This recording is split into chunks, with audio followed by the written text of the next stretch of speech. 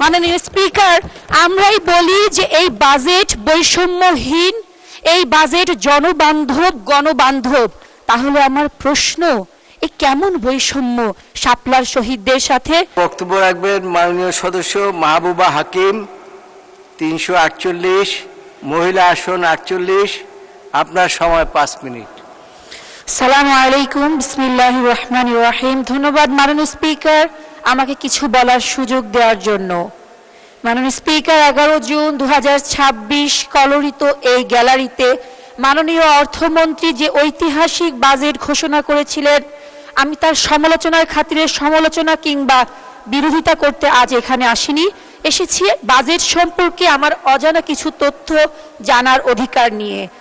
মাননীয় স্পিকার, 2026-27 অর্থ বছরের বাজেট বক্তৃতা এই বইটিতে 65 নম্বর পৃষ্ঠায় বাংলাদেশের বীর মুক্তিযোদ্ধা, জুলাই যোদ্ধাদের জন্য কল্যাণে বাজেট উল্লেখ আছে, কিন্তু কোথাও নেই 5 মে 2013 শাপলার গণহত্যার শহীদদের স্বীকৃতি।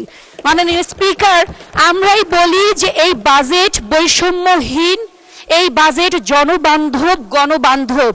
তাহলে আমার প্রশ্ন, এই কেমন বৈষম্য শাপলার শহীদদের সাথে? মাননীয় স্পিকার, উল্লেখ্য যে তৎকালীন যে 3টি রাজনৈতিক দল শাপলার শহীদদের স্বীকৃতি দিয়েছিলেন, তার মধ্যে আমাদের আজকের সরকারি দল বাংলাদেশ জাতীয়তাবাদী দল। আরও উল্লেখ্য যে অন্তর্বর্তীকালীন সরকারের সময় স্থানীয় সরকার প্রকল্প তাদের বাজেট থেকে জুলাই যোদ্ধাদের সাথে 18 অক্টোবর 2025 শাপলার শহীদদের কয়েকটি পরিবারকে এককালীন অনুদান দেওয়ার কার্যক্রম শুরু করেছিলেন। তাই মাননীয় স্পিকার, আপনার মাধ্যমে মাননীয় অর্থমন্ত্রীর কাছে আমার বিনীত অনুরোধ, বৈষম্যহীন এই বাংলাদেশে বৈষম্যহীন বাজেটে সব শহীদ সমান মর্যাদা পাক। এক লাইটে নিশ্চিন্তে চলে দিনের পর দিন। Walton emergency bulb, the best emergency bulb. মাননীয় স্পিকার, এখন আমি চলে যাব টেক্সটাইল ইঞ্জিনিয়ার হিসেবে ব্যবসা বান্ধব আমাদের বাজেটটিতে। আমার অনেক মাননীয় বিরোধী দলের সংসদ সদস্য বলেছেন আমরা কেউ নাকি টেকনিক্যাল কোনো পয়েন্ট বলিনি, তাই আমি টেকনিক্যাল একটি পয়েন্টই বলছি।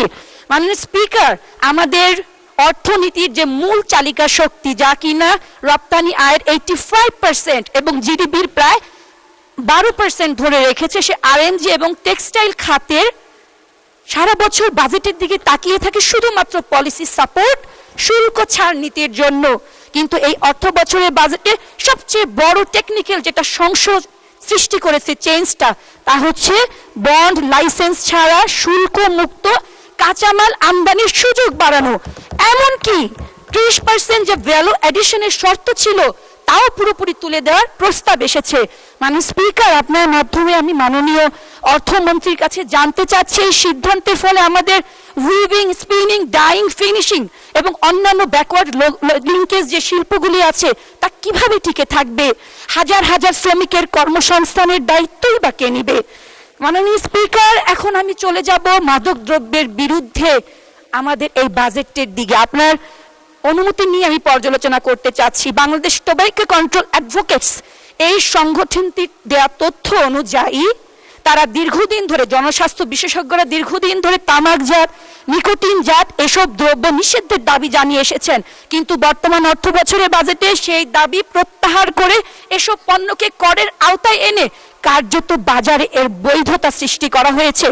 মাননীয় স্পিকার, সিগারেটের দাম বেড়েছে সত্য কথা, কিন্তু তার চেয়ে বড় সত্য কথা 75% সিগারেট বাংলাদেশের নিম্ন স্তরের মূল্যের বাজারে সৃষ্টি হয়, যেখানে দাম বেড়েছে মাত্র 2 টাকা। এই মূল্যস্ফীতির প্রেক্ষাপটে এই বৃদ্ধিটা আমাদের নতুন প্রজন্মকে ধূমপানে কতটা নিরুৎসাহিত করতে হবে তাকে সত্যি ভাববার বিষয় নয়। মাননীয় স্পিকার, এখন আমি চলে যাব একটু শিক্ষা খাতে, সময় অনেক কম, যদি মেহেরবানি করে সময় দেন আমি কৃতজ্ঞ থাকব।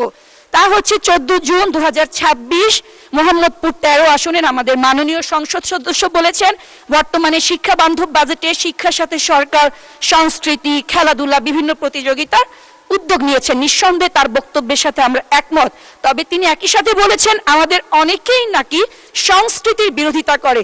মানে স্পিকার, আপনার মাধ্যমে আমি আমার মাননীয় সংসদ সদস্যকে, প্রতিমন্ত্রীকে জানাতে চাচ্ছি, বিরোধিতা কখনো সংস্কৃতি তথা সুসংস্কৃতির সাথে হতে পারে না। বিরোধিতা হয় সংস্কৃতির নামে অপসংস্কৃতির সাথে। মাননীয় স্পিকার, আপনার মাধ্যমে মাননীয় অর্থমন্ত্রীকে সত্যিকার অর্থে বিনীত অনুরোধ জানাচ্ছি, এই যে শিক্ষা বান্ধব বাজেটটি সত্যিকার অর্থে যেন সুশিক্ষার জন্য কার্যকর হয়, যেখানে একাডেমিক শিক্ষার পাশে থাকবে নৈতিক শিক্ষা, মানবিক মূল্যবোধ এবং ধর্মীয় চেতনা, এবং বরাদ্দ থাকবে শিক্ষকদের মান উন্নয়নের জন্য পর্যাপ্ত দিক নির্দেশনা। কারণ মাননীয় স্পিকার, এডুকেশন উইথ হ্যাপি। আপনার বক্তব্য খুব ভালো হয়েছে, আপনাকে ধন্যবাদ।